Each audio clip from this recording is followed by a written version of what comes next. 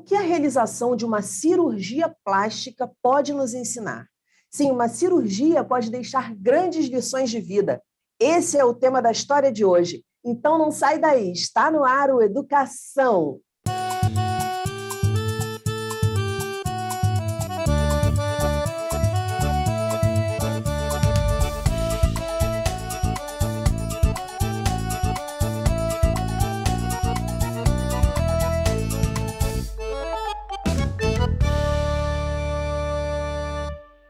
Minha convidada de hoje é a socióloga, psicanalista, mestre em políticas públicas, Ingrid Gerolimic. Ingrid, muito bem-vinda aqui ao programa Educação. Prazer receber você. Oi, Daniela. Eu que agradeço esse convite, um convite super importante para a gente poder falar sobre esse assunto que é tão sério, principalmente aqui no Brasil, né, que é campeão de cirurgias plásticas. Então, mais uma vez, um prazer enorme estar com você também, que é uma mulher que eu admiro muito, que faz um programa maravilhoso, que é esse programa Educação, e a todas as pessoas que também estão assistindo a gente. Então, muito obrigada, espero que a gente tenha uma conversa muito proveitosa hoje. Com certeza teremos. A gente aqui agradece a sua presença aqui, você realizou um trabalho tão importante que a gente vai falar daqui a pouco, mas eu quero começar lá pela sua educação na infância, porque a gente falou para o pessoal aqui, antes de começar o programa, sobre a importância da cirurgia plástica, mas até o momento de você fazer a cirurgia plástica, teve toda uma questão aí, todo um contexto que te levou para esse lugar. E aí, nesse sentido, eu queria saber um pouquinho, e queria que você fizesse até um parâmetro, aí, um link sobre a sua educação. Como é que foi isso? Como é que era visto? Porque a gente já falou no início do programa, foi uma cirurgia plástica, uma cirurgia estética.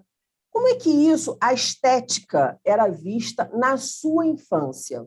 Ou seja, como é que rolava essa educação em relação à estética dentro da sua casa, Ingrid? Olha, eu acho que dentro da minha casa nunca foi exatamente um problema, assim, essa questão do corpo nunca foi tratada como uma questão crucial, né, fundamental no corpo, no que diz respeito ao universo de uma mulher, né? Sempre a gente teve, eu sou filha de professor, de um pai professor, de uma mãe advogada, então que sempre primaram muito, né, pela educação, da importância e da forma como a educação pode transformar a vida de muitas pessoas. Então eu sempre vivi nesse ambiente, mas é claro que quando, né, no caso de uma mulher, a gente, obviamente todos nós seres humanos, nós somos seres sociais, né? Nós estamos sempre de alguma forma sendo impactados pelo ambiente que a gente vive, né? Pela sociedade que a gente vive. Sim. E como mulher, né, essa questão do corpo principalmente, porque a gente via e vê o tempo todo nas mídias, nas redes sociais, enfim, em todos os lugares onde a gente habita, essa questão do corpo ela é um elemento muito central da vida de uma mulher, né, que impacta a sua vida, os seus relacionamentos amorosos, seu relacionamento no trabalho, né? Tudo isso a gente viu até agora recentemente essa questão do Oscar, né? Como se colocou ali a estética de uma mulher colocada, né? Como elemento de uma piada, de mau gosto, enfim, a gente vê o quanto que essa questão estética permeia o universo feminino e né, é um exemplo de um sofrimento psíquico, né? Real, né? Não, a gente sabe disso, né? Quem é mulher sabe disso na nossa sociedade, assim, sabe disso na pele. Quando, por exemplo, na escola, você reparava, assim, sei lá, alguma amiguinha, de repente, que não podia comer doce de jeito nenhum, sabe aquelas coisas que já começam na infância? Claro que a gente sabe que hoje a gente tem muito mais noção, muito mais consciência do que não faz bem, né, no crescimento, no desenvolvimento biológico, físico daquela criança, não é isso? Então, a gente sabe que faz mal para o organismo, que realmente deixa ali o organismo, né, mais fissurado com doce, a criança come doce muito novinha, muito bebezinha, enfim, a gente sabe dessas questões. Mas aqui a gente está tratando do exagero, não é isso? Do que pressiona. Eu acho que é isso que o teu documentário fala e a gente vai mergulhar nele mais daqui a pouco, mas eu estou tentando entender esse contexto na vida da Ingrid. Ou seja, na escola você já via isso, suas coleguinhas preocupadas com dieta, com isso, que o cabelo não era tão comprido ou tinha que ser mais curto, enfim. Como é que era isso para você, no teu ambiente ali? Acho que o meu ambiente, como de qualquer outra menina, é sempre um ambiente onde as meninas crescem, a gente cresce desde muito cedo com alguma preocupação estética, né? Em maior ou menor Mas escala. alguma coisa te marcou, Ingrid, assim, no sentido de você trazer até hoje uma lembrança, por exemplo? Eu era chamada de menina que não tinha corpo, né? Porque sempre a menina sem corpo no país das mulheres, que tem muito corpo, né? Esse corpo brasileiro, né? Que a gente chama de corpão. Então, eu sempre fui a menina que não tinha corpo. E isso você se coloca sempre no lugar do não desejável, daquilo que você não acha bonito, de que você... Enfim, a gente fica sempre tentando, esperando que esse olhar, né, de validade, principalmente uma menina muito jovem, quando você é adolescente, no meu caso, na minha adolescência, passei por outras questões que qualquer menina passa, né? Essa coisa de ser validada, de ser desejada, de ser vista pelos outros meninos, de ser aceita. Então, com certeza eu passei, como todas as minhas amigas passaram, né? De diferentes formas, porque a gente sofre diferentes preconceitos. Eu, claro, que sofri preconceito de uma maneira completamente diferente, por exemplo, que uma mulher negra vai sofrer esse preconceito, Sim. né? Muitas meninas negras, por exemplo, que sofrem esse preconceito diariamente com o seu cabelo, né? Com a sua cor de pele. Então, são formas diferentes de lidar com o assunto, que a gente precisa falar sobre isso, mas cada menina vai passar de uma maneira diferente, mas vai passar por essa questão.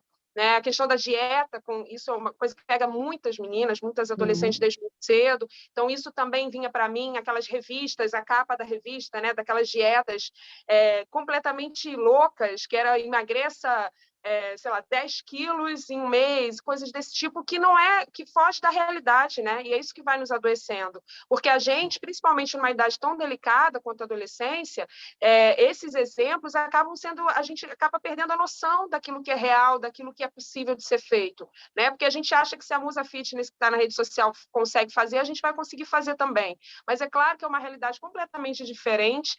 As fotos são photoshopadas, são fotos que não estão de acordo com a realidade.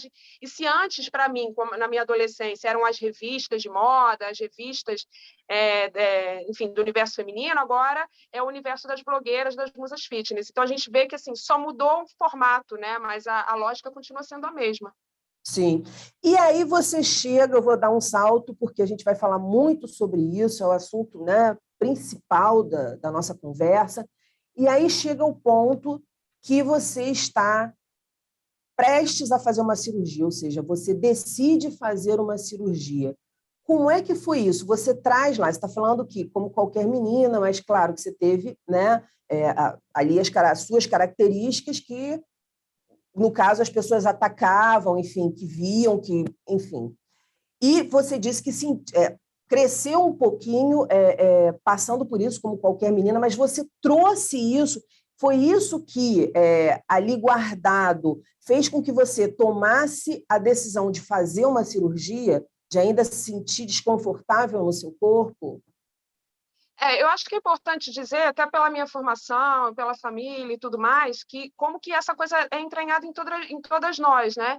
Em algum momento que vai ficar mais latente para algumas de nós, né? Em algum momento da vida em que alguma coisa não vai bem, que a gente se sente mais insegura, que a nossa autoestima está baixa. Todos nós vamos sentir isso em vários momentos da nossa vida, né? Em alguns momentos a gente acaba ficando sujeita a determinados tipos de práticas como essas das cirurgias plásticas, também, tanto por conta disso, né? Porque mesmo eu estando nesse cenário, tendo esse universo com uma certa segurança em relação, né, à minha maneira como eu me via, a questão estética nunca foi uma prioridade exatamente na minha vida. Eu nunca pensei em fazer uma cirurgia estética antes. Isso não me incomodava de uma forma latente, ou seja, não era uma coisa do meu dia a dia que vinha à tona o tempo todo, mas em algum momento da minha vida ela veio, né? Num momento como esse, que geralmente são esses momentos de quando a gente está com a autoestima baixa, uma série de outras coisas que às vezes não estão bem na nossa vida, e a gente acaba precisando eleger uma espécie de inimigo, né? E no caso das mulheres, a gente elege o nosso corpo como inimigo o tempo todo, né? Quantas vezes a gente escuta falar isso? Eu odeio o meu corpo. Quantas mulheres se olham no espelho e gostam de verdade do que vem e aceitam de verdade o que vem? Então, Não, é e é muito interessante importante. isso que você está falando, porque de se vingar, de alguma coisa não está dando certo e você se vingar ou achar que o inimigo é o seu corpo. Então, quando você falou isso, eu imaginei ver se eu estou indo no caminho certo do que você está falando. Eu não entrei naquele emprego porque eu não tenho uma aparência legal. Eu não fui contratada porque eu não tenho uma aparência legal. O fulano não olhou para mim, ou a fulana não olhou para mim, porque eu não sou tão interessante, eu estou precisando cortar o meu cabelo, eu estou precisando emagrecer, eu estou precisando fazer uma cirurgia. É nesse sentido que você está falando, Ingrid? Claro, com certeza. Quantas vezes uma pessoa fala, eu recentemente me separei, então eu vou entrar para a academia. E é legal isso, porque é legal o fato de você querer se cuidar, mas o importante é se perguntar, se cuidar exatamente para o quê? Eu tenho uma preocupação absolutamente estética, né, de que eu acho que o problema está no meu corpo, ou eu quero me cuidar porque eu quero me sentir melhor, porque eu quero estar mais em harmonia com quem eu sou.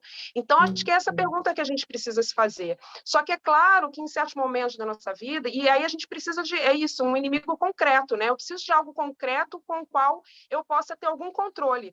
E aí a gente sempre, no caso da mulher, a gente sempre joga, em geral, a gente joga para a questão do corpo. Meu corpo não está bonito, meu corpo não está aceitável, eu não vou à praia porque ele não está legal. Quantas de nós não se sente desconfortável na praia, não se sente desconfortável? E a gente mora num país tropical, né? Isso deveria ser uma coisa muito comum, a gente vê todo tipo de corpo na praia. Mas não é assim que funciona na prática, porque a gente sofre um bombardeio diário, né, de corpos irreais, de um padrão real, e é claro que isso vai afetar. E isso me afetou em algum determinado momento da minha vida, porque aí volta talvez aquela menina, né, que em algum grau tinha essa insegurança por não ter um corpo, né, por não ter aquele corpão que a brasileira ostenta, que o Brasil ostenta, né, como quase um símbolo nacional, um tesouro nacional, né?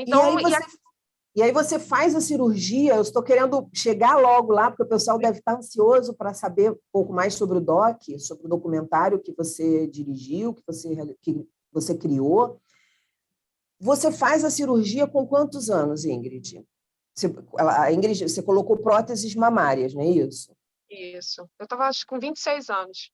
Aí você ficou quanto tempo com a prótese? Eu queria que você contasse, até dar o estalo de você falar assim, caramba, vou fazer um trabalho sobre isso, quero mostrar às mulheres, quero transmitir esse conhecimento que eu estou adquirindo na minha vida para compartilhar com outras mulheres. O que aconteceu aí?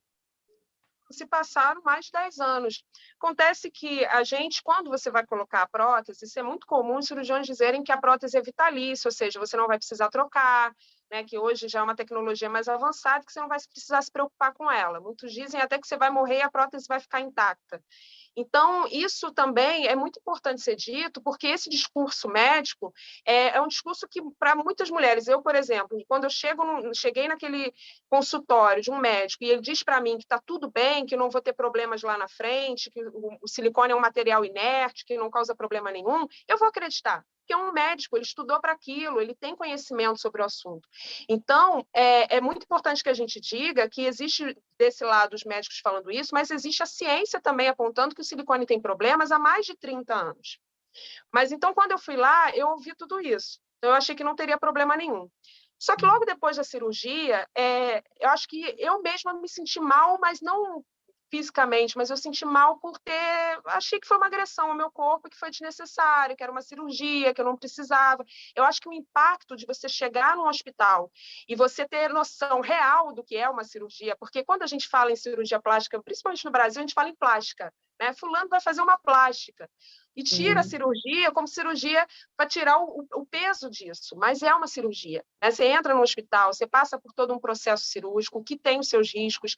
Então, é muito importante, porque quando a gente vê esse material falando de uma forma tão simples, né? Na televisão, qualquer lugar, as pessoas veem as propagandas mostrando que é uma coisa assim, como se você estivesse indo fazer um procedimento normal numa dermatologista, né? Como se você fosse mudar o seu corte de cabelo. E não é. Sim.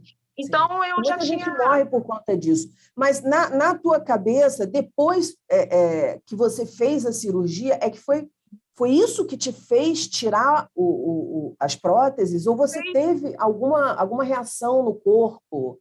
Isso me fez durante alguns... não, desde quando eu coloquei, eu já me sentia um pouco incomodada com essa... Foi uma decisão, de uma certa forma, abrupta, impensada. Né? Impulsiva. Impulsiva. Mas, enfim, a vida que segue, a gente não tem muito o que fazer, já está aquilo lá e a gente acha que não vai ter problema nenhum. Né? O pior já passou. Mas, conforme os anos foram se passando, mais ou menos com 7 anos de prótese, eu comecei a sentir uma série de sintomas. Só que esses sintomas não conversavam entre si. Então, ele começa, por exemplo, com um problema de visão, você já não está enxergando tão bem. Aí você vai no oftalmologista, e aí ele te diz para você, mas você não tem nada, eu não posso te passar nenhum óculos de grau porque você não tem problema. E você fala, bom, mas eu estou sentindo, alguma coisa tem. Aí você vai e depois começa a sentir que você anda muito cansada. E aí você começa a perceber que aquilo não é normal, não é um cansaço do dia a dia, é um cansaço além. E aí você vai no médico e ele diz, bom, você não tem nada, mas você está com sintomas, todos os sintomas de uma fadiga crônica. E esses problemas só vão aumentando. E eles não conversam entre eles. Então você não faz ideia, no meu caso, eu não fazia ideia de que existia uma raiz comum dos meus problemas. Eu Isso achava que eu estava é com problema. enlouquecedor. Isso é Isso é enlouquecedor. enlouquecedor. Isso é uma Você angústia está mal, tremenda. você procura de um lado do outro. Como é que você achou o caminho, Ingrid? Então, eu fui convivendo com isso, né, com esses diversos sintomas, e aí a gente vai tentando tomar uma medida para cada um deles. Óbvio que isso não vai, né, não dá muito certo, porque você, de uma forma geral, você não está bem, mas aí você vai falando, pô, eu não tenho resposta e vai achando que a vida é isso, né? Eu não encontrei essa raiz dos meus problemas, dos meus sintomas, até o dia em que, em 2020, eu recebi um link com uma matéria falando sobre explante. Eu nunca tinha ouvido falar nessa palavra.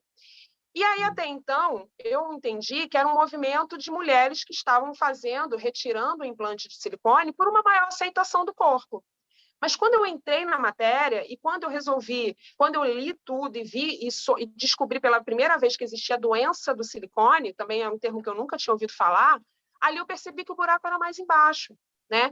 Que além assim, de eu já não me sentir à vontade com aquela prótese por essas razões de aceitação do corpo, eu tinha um problema que era muito maior e eu tinha também a solução, de uma certa forma, né? Para ele, por conta de entender ali pelos especialistas que falavam que o explante era uma saída, que o explante é a primeira ação que você tem que fazer para poder impedir a doença, o avanço da doença e dos sintomas.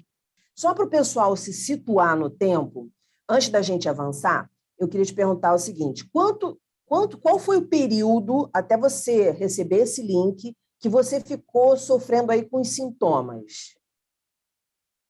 Olha, eu fiquei mais ou menos de 7 anos de prótese, eu já estava com 11, indo para 12 anos de prótese, então você vê aí quase 4 anos, pelo menos, de sintomas sem Sem ter saber. noção, sem saber. E os sintomas que você, Ingrid, teve? Foi problema na visão, né, que você falou, muita fadiga e Isso, assim, alguma outra problemas de memória, assim, memória? fortíssimos, quando eu ir no neurologista, memória, uma certa confusão, às vezes mental mesmo, uma dificuldade surda de lembrar coisas simples, zumbido no ouvido, que era uma coisa assim também enlouquecedora, tive problemas gastrointestinais, enfim, uma série de Muitos problemas, né? muitos problemas. A doença do silicone, ela tem para mais de 40 sintomas, né? E eu não sei se cabe também explicar rapidinho, porque a doença do silicone, na verdade, ela funciona como um guarda-chuva, né? Que ela reúne ali uma série de doenças e sintomas. Então, você tem a chamada sindromiásia, que é uma síndrome autoimune induzida por um adjuvante. O adjuvante é o caso do silicone, que é um corpo estranho que o nosso organismo não reconhece. Porque como o nosso corpo não tem silicone nele, né, na nossa composição biológica, o silicone entrando lá, o corpo tenta reagir ao silicone. Ele tenta retirar o silicone, entendendo que o silicone é um invasor. E como o silicone não vai embora, ele veio para ficar, o corpo começa a gerar uma série de respostas inflamatórias, que são esses sintomas que eu relatei, e tantos outros. Né? E tem também o próprio câncer via LCL, que é um câncer, hoje, os especialistas falam que é um câncer induzido também pelo silicone, ou seja, uma resposta inflamatória do organismo que gera um câncer de linfoma. E a própria toxicidade, né, do silicone, porque até descobriram recentemente que o silicone tem, por exemplo, a platina, que é um metal pesado que compõe o silicone, até no leite das mães que amamentavam, ou seja, a gente vê aí como Uma que... coisa que os médicos dizem é que não atinge, que não tem problema nenhum amamentar com silicone, é uma coisa que é muito vendida também. Ingrid, e aí se você tem contato com esse link, descobre que o seu problema poderia ser originário disso e começa uma nova etapa na sua vida aí, né? Pois é, dali foi bem rápido para eu decidir, porque, na verdade, quando eu disse para mim mesma, eu falei, olha, eu não sei se esses sintomas vão melhorar, né? A gente tem visto várias pesquisas aí, inclusive de uma entrevistada do documentário, que é a doutora Feng, que ela é muito conhecida, muito famosa por atuar nesse tema, e ela fez uma pesquisa com as pacientes dela no pós-explante para mostrar realmente como que as mulheres melhoram somente com o explante, né? Somente retirando o silicone. Mas eu não tinha certeza, e a gente não pode ter certeza se vai melhorar ou não. De qualquer maneira, eu já tinha tomado a minha decisão porque eu não queria mais fazer uma nova cirurgia, eu achava que já não cabia mais para mim por outras razões, e se eu pudesse ainda por cima, né, eliminar a doença, quer dizer, ter uma remissão no meu quadro, seria perfeito. Então, eu não pensei duas vezes, dali eu fiz uma série de pesquisas, pesquisei sobre o assunto, cheguei até os especialistas que eu entrevistei e decidi por marcar minha cirurgia, que foi no dia 18 de novembro de 2020. Nossa, e como é que foi daqui, de lá para cá? Melhorou bastante? Como é que você está se sentindo em relação às suas queixas anteriores? Ele melhorou muita coisa, ele melhorou, assim, de início, algumas coisas, porque até um ano, mais ou menos, que os médicos geralmente falam que essa melhora vai se dando, né? A gente tem que entender que o corpo está ainda com silicone circulando, então tudo isso leva tempo e tem um trabalho para ser feito também de desintoxicação. Mas logo no início eu já sentia assim, uma remissão, por exemplo, na questão da visão. Eu realmente estava com muita dificuldade de enxergar e hoje eu enxergo normalmente. Enfim, problemas da fadiga crônica, enfim, muitas coisas foram Tudo melhorando. melhorou? Você conseguiu se ver Melhorou, livre de tudo, Ingrid? melhorou bastante. Melhorou bastante Nossa. nesse último tempo, esses últimos tempos, assim, logo em seguida, mas né, é gradativo. Em um ano, com certeza, melhorou muito. Em termos de saúde. Esteticamente, você se sente bem com o seu corpo? Ficou bacana? Como é que foi? Porque é uma preocupação das mulheres que pensam em fazer explante. Caramba, como é que vai ficar depois? Sim, é uma preocupação e com certeza assim a gente tem que acolher e tem que entender isso, né? Acho que a gente tem que falar sobre isso, é importante, porque senão muitas Porque mulheres o que podem levou dizer, essa mulher a fazer isso tem a questão da pressão, tem tudo, mas isso ainda está dentro, porque é estrutural. A gente é criada para a menina, né? Tá sempre bonitinha e não sei o quê. Então, assim, é muito forte. claro, é forte, assim, o seio ela compõe o corpo da mulher, né, com a feminilidade, toda essa ideia de feminilidade a partir do seio. Então, claro que isso tudo tem um componente assim muito importante para a saúde mental dessa mulher, né? A gente não pode desconsiderar isso no processo de explante. Costumo dizer que assim, o explante não é só uma cirurgia de retirada do implante, né? Ele é um processo também de um outro olhar sobre o nosso corpo, de autoaceitação. Então, tudo isso tem que vir junto, porque se a gente não estiver preparada para essa cirurgia, isso pode ter uma consequência também, né, do ponto de vista psíquico para essa mulher, ela precisa estar preparada. Mas eu gostei muito, inclusive é muito importante dizer que assim, esses movimentos de mulheres pelo explante, os grupos que existem de mulheres no próprio Facebook e os perfis no Instagram, eles são muito importantes porque muitas dessas mulheres elas mostram o seu processo, né? Desde antes até o pós-explante, como é que fica o resultado estético, e é muito importante a gente procurar esses grupos, né, as mulheres que querem fazer o explante procurarem esses grupos para realmente verem o resultado, porque eu não posso garantir que o resultado vai ser igual para todas, cada corpo vai responder de um jeito. O meu corpo respondeu, como de muitas mulheres que eu vejo, ele foi se regenerando e ele voltou a um resultado de um corpo que era antes do explante. Então, eu estou muito feliz com o resultado, tanto do ponto de vista estético, e tanto do ponto de vista desse novo olhar, né? Por que eu passei a olhar aquele seio de silicone como uma referência do que é bonito, quando, na verdade, hoje eu olho para mim e me aceito e me gosto muito mais. Então, Uhum. é muito importante a gente ter essas referências, sim, com certeza. O que você aprendeu nesse processo todo, Ingrid? Qual a lição mais preciosa que você aprendeu nesse processo todo? Olha, eu aprendi que o nosso corpo ele é um instrumento que permite a nossa existência, né? Que permite esse estar no mundo, que permite experimentar o mundo, né? E eu acho que para nós mulheres esse é um desafio muito grande, que a gente olha os nossos corpos, porque desde menina a gente aprende a ter um corpo que é um corpo muito mais esse corpo para ser visto do que um corpo para ser experimentado por nós mesmas. Então, acho que a gente precisa ter esse olhar, né, de que o nosso corpo é esse instrumento que nos permite viver com toda a intensidade, né, com todas as possibilidades que a gente tem. Então, vamos deixar um pouquinho esse corpo estético de lado para a gente adotar um corpo que é mais sensorial e um corpo para nós mesmos, né, um corpo que nos permita que a gente possa ser livre dentro de nós, que a gente ainda não é. Então, é um caminho longo que a gente precisa seguir, mas essa liberdade que, em relação ao nosso próprio corpo, ela é fundamental para que a gente tenha uma existência mais feliz, mais saudável também. Sim, com certeza. Fala um pouquinho do DOC, a gente está no finalzinho do programa. Quais são os projetos? Porque tem que chegar muita gente, né? Inclusive, eu queria que você falasse também, agora no finalzinho, quando você disser qual é como é que se diz, onde vai passar, porque eu sei que foi em Portugal, foi aqui no Rio de Janeiro, no Teatro Municipal, e agora como é que vocês vão seguir com esse projeto? E falar dessas histórias, né? Eu assisti o doc, pessoal, maravilhoso, assim, fiquei muito impactada, saí muito impactada, Ingrid. E queria que você dissesse isso, pessoal que quer assistir, e onde que acha, como faz, onde vocês vão estar, e fala um pouquinho sobre essas histórias aí, a história que mais trouxe para você, digamos, novidade nesse mundo que você mergulhou. Eu acho que todas as histórias ali, elas me marcam, assim, porque são histórias, como eu disse, quando eu entrei primeiro, quando eu descobri que esse movimento de explante, eu me vi ali em muitos daqueles relatos, né? Eram relatos em que eu diria, meu Deus, parece que é a minha vida, parece que eu estou aqui lendo um relato sobre tudo que eu vivi.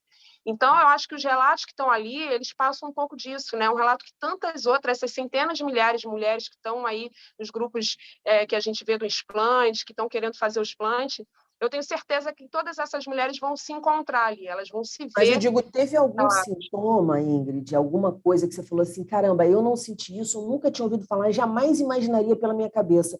Por que eu estou querendo extrair isso de você? Para o pessoal que está em casa ter noção. Como você falou, poxa, jamais imaginaria que um problema de vista teria a ver com uma prótese mamária. Cansaço, até tudo bem, está perto do peito, a gente já imagina, né? O leigo já fica ali, é um peso e tal, na coluna, mas problema de vista a gente jamais imaginaria. Então, teve algum sintoma que você pensou assim, caramba, nunca ia passar pela minha cabeça se eu não tivesse recebido aquele link e não tivesse aqui entrevistando essa pessoa? Olha, eu acho que assim, o próprio câncer, né, o BALCL, que é esse câncer que é causado aí pelo silicone, a gente não tem ideia, imagina, um câncer é uma coisa muito séria, né? E quando a gente fala, por exemplo, de mulheres que passaram às vezes por um câncer de mama, tiveram que fazer a retirada do seio, e aí colocam silicone, teve um caso, né, de uma mulher, por exemplo, que ela fala isso, ela teve câncer de mama, retirou o seio, colocou o silicone e teve um câncer de linfoma, que é o BALCL, causado pelo silicone. Então, olha que loucura, né? Se já passar por todo um processo de câncer e ter um outro por conta do silicone, porque a gente vê que é uma indústria que não se propõe, né, das cirurgias plásticas e tudo mais, se refazer, né? E aí pensar nos pacientes realmente, porque quando a gente está falando de uma questão que eu também não sabia, que o silicone ele foi proibido nos Estados Unidos e essa medida foi seguida por vários países desde de 92 a 2006. Há mais de 30 anos atrás, pelos mesmos problemas que as mulheres estão relatando hoje, que eu estou relatando, que outras tantas estão relatando. Então, a gente vê que não é nada recente, né? E que são questões muito graves, assim, pessoas que já morreram, por exemplo, quem tem doença autoimune, se uma mulher tem lúpus, por exemplo, eu conheço um caso, eu fiquei sabendo depois do filme, porque com o filme a gente vai também sabendo de vários casos novos, né? De uma mulher que morreu de lúpus porque teve o silicone e o silicone ativou o lúpus dela. E eu nunca o cirurgião nunca me perguntou se eu tinha uma doença autoimune. E o silicone ele é extremamente nocivo para mulheres que têm doença autoimune. Isso já se sabe há muito tempo, que pode levar essa mulher à morte. Então, tudo são Quanta coisas que... informação preciosa, preciosa. Ingrid, parabéns pelo trabalho. Como é que a gente faz, o pessoal faz para conferir, quem ainda não conferiu? Então, a gente lançou, como você falou, no Rio de Janeiro, Niterói também na semana passada, no Teatro Oscar Niemeyer. A gente vai lançar em São Paulo, tá agora em abril, tá só fechando a data, mas a gente vai lançar lá em abril. E a gente vai lançar também no Cine Brasília, lá em Brasília, no dia 6 de maio. Depois disso, a gente vai fazer, ainda vamos fechar essa data, uma sessão online, né, que vai ser uma estreia online, com as entrevistadas, com mulheres representantes desses movimentos. Vai ser bem legal, bem grande. E depois a Nossa. gente vai disponibilizar disponibilizar essas sessões, porque eu tenho recebido também muita demanda de universidades, de escolas, de grupos de mulheres querendo passar o filme e fazer debate sobre essa questão da pressão estética. Isso é muito bacana. Então, a gente vai abrir, a ideia é poder disponibilizar esse link para que essas mulheres tenham acesso, enfim, possam promover debates nas mais diversas cidades do país. É isso que a gente quer, que a informação chegue, né, a todas as mulheres. Perfeito. Tem algum link, algum site que a galera queira acompanhar, possa acompanhar mais de perto? Onde é que vocês estão? Trocar ideia, pedir palestra, enfim, como é que o pessoal faz? Isso aí. A galera pode também ter acesso, pode assistir o trailer, enfim, ver a sinopse do filme, todas as informações no www.explanteofilme.com.br e seguir a gente também nas redes sociais, no Instagram, que é @explanteofilme. Então, lá a gente vai ter toda essa agenda que eu estou passando aqui, a gente vai disponibilizar lá na rede social, lá no Instagram. Tá certo. Ingrid, muito obrigada por tudo que você ensinou aqui para a gente, por esse alerta que é muito importante e pelas reflexões que você deixa aqui. Muito obrigada mesmo. Prazer falar com você. Volte sempre. Eu que agradeço, é um prazer enorme, estou sempre aí à disposição para a gente conversar mais um pouquinho. Obrigada, Tá Daniela. certo. Obrigada a você. Me espera um minutinho aí, que eu vou me despedir do pessoal e já volto. O nosso programa fica por aqui. Na segunda-feira que vem tem muito mais às 9 horas da noite. Educação, se você não se envolver, não cola. Saúde, saúde e até lá!